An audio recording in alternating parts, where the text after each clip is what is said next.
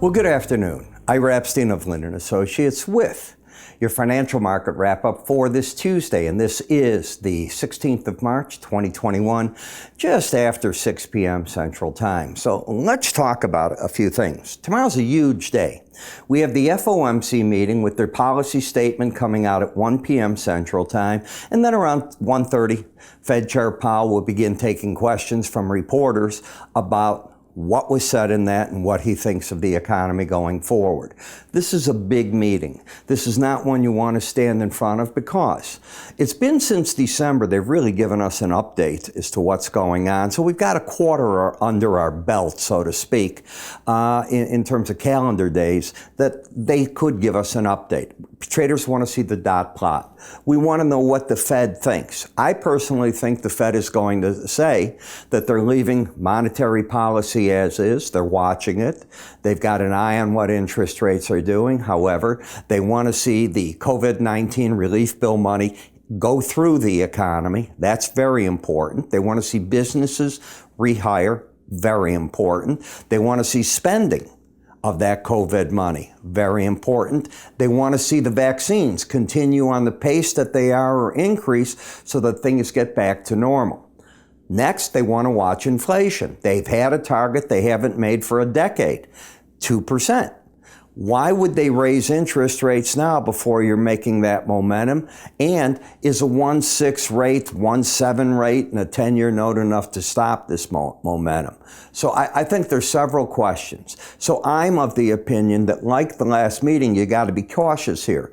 The Fed didn't do anything at that Wall Street conference, if you'll recall. I think it was March 3rd or so, and the market took off on rates. Well, it's not that the Fed wasn't, I'm not doing anything. But I think they were saying that this is what they expected and they're letting the market run its course. Be careful.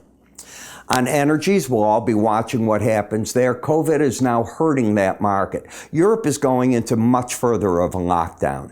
They are not having great success with AstraZeneca's vaccine. More and more of the European countries are banning it. So that's one of the bullets in their gun that they've lost. There are others they have, but they've got to get these vaccines done. They're well behind America at this point, the U.S. So I believe that the dollar still wins by that, and you can see the dollar was up today, minor, but where we're at. Dollar's waiting just like I think other markets. What is the Fed going to do? And if they do nothing or say nothing, how will the market react to that?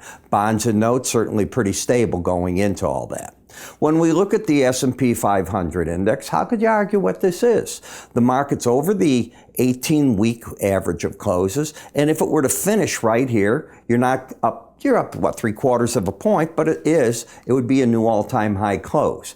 You have 2 more days, actually 3, Wednesday, Thursday, and Friday. Anything can happen. Bearish, no. Could it react from here? Sharply higher, sharply lower? It could. I view this action, I would have liked a little different action on this. It's no longer can be a head and shoulder formation. This has gone too high for me to say that that's a true shoulder. So it's what I'll call a vertical price rise in the market.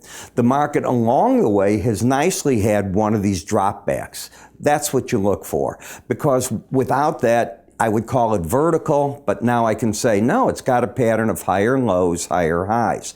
You know that you're into a pause phase, at least I would know that the way I teach charting, should the market get under 3,975. Now that's 59 points from here. It's far away, but that would be the number that would put me into a stall. Why? It would break the pattern of higher lows, higher highs. It could be that the market then would want to go back to the 18-day average of closes and hold it. This is the 100-day average. That's the 200. But that would be where I'd look for the support. Markets that get away from that number, like they did here, often come back to fight with it. When they get over it, they often come back. I can go on and on the chart. You'll see that pattern develop. But at times, you do get vertical moves. They just take off on you. They go parabolic is what you'll hear often. You're not there at this point in time. What do I think could be the resistance? Might be a question. Well, the upper Bollinger Band, which you have not hit. You got to go all the way back here. You kissed it. You didn't quite get to it there. You certainly got to it over here. So that could be the number, 39, let's call it 39.90 zone. That wouldn't surprise me. What about momentum? Well, it's overbought, but it's saying, give me info because I want to change from being overbought to what I call embedded, locked in. Locked in is like, I was watching Kramer just before I was doing these. He was talking RSI and MACD. And he was explaining how he likes when the MACD goes black. Well, just think about it. It's a similar term. He means it in that way to what I do, embedded. And we'll see what that does. But if you take a look, both numbers on the right now are over, and you remember you can't count Wednesday, are over 80. So we have to go back to Tuesday because we don't know how Wednesday's going to finish. Here, both numbers were over 80, but not the day before. The most you can do tomorrow is stay overbought. That's the most. You can begin correcting it if you had a hard break. In the NASDAQ, the market knocked out the shorts, in my opinion. I think the bears were making a defense right here. They had a pattern of lower highs. They had the lower lows up until yesterday. Now the question is if you pop through here, because now you had higher lows, lower highs, and I said that to you, be careful if you get over that number. And you can see how hard you popped on it because you caught a group of people there. Now the market, until it gets back under between the 18-day average and that low, has support there. But look at the overbought condition. Not very good. It used an awful lot of power to take you out of that downtrend. It has to regroup. Look at the Dow. This is what you call a Gorilla Glue trade. Now, all I mean by that is we know Gorilla Glue advertises they're the strongest on the market for the typical applications. And I use it, so I believe them. And you can see how this just keeps hugging. It keeps hitting it almost every single day. At the same time, you now have what? Well, we can't count today, so let's go to Tuesday. Both numbers were over 80. On Monday, over 80. Day before, over 80. You're embedded. Embedded means that if you don't take out the previous day's high, which you haven't done, I would expect the pros to be buying on the breaks. There's a moving average they look at. I don't show it here. I show it in my morning subscriber video. In the Russell, you could be getting your embedded reading too, right? Remember, you can't count today, so you got to go to Tuesday. Both numbers over 80, both over 80 on Monday, but not on Friday. That's why I said it could embed. This is why I think tomorrow is going to be so important in the marketplace. VIX cash, I'm going to stick my neck out. If you get down to that lower Bollinger Band, I think the pros are going to write puts. And I think they're going to be trying to get back with that when the market gets back to the 18-day average. If it gets back to it, let's use that as the proper grammar too. That's where I think they would come out of them, because that would give them off that down thrust where premium would probably be what they want. That would get it interesting for them. In the T-bond, you're still very much in a downtrend, but what are we here? Well, you can't count tonight. Remember, you don't count the day you're in. You got to go to the day before and count backwards by 3. Embedded. Trying to embed, just got under it, but not the day before. What has the market done in a nutshell? It's setting you up for tomorrow. That's so often how this works. I'll be all over the market tomorrow for my subscribers. Are we embedded in the notes here? Well, this has a better chance, I'll tell you that. Day 1, day 2, day 3, yeah. So, if you lose the embedded reading, the odds favor you're going wherever that 18-day average is. If you don't lose it, the odds favor you're going to the lower Bollinger Band. That's how I'd view that. Dollar index, overbought, in an uptrend, bullish crossover today. The 18-day average got over the 100-day average. So, just by a fraction, a break tomorrow could drop it right back. But at this point in time, even more impetus for the bulls in this market. In the euro, we've had a bearish crossover, and you can see how the market has been acting ever since then. It is oversold in a downtrend. Hard to trade an oversold position.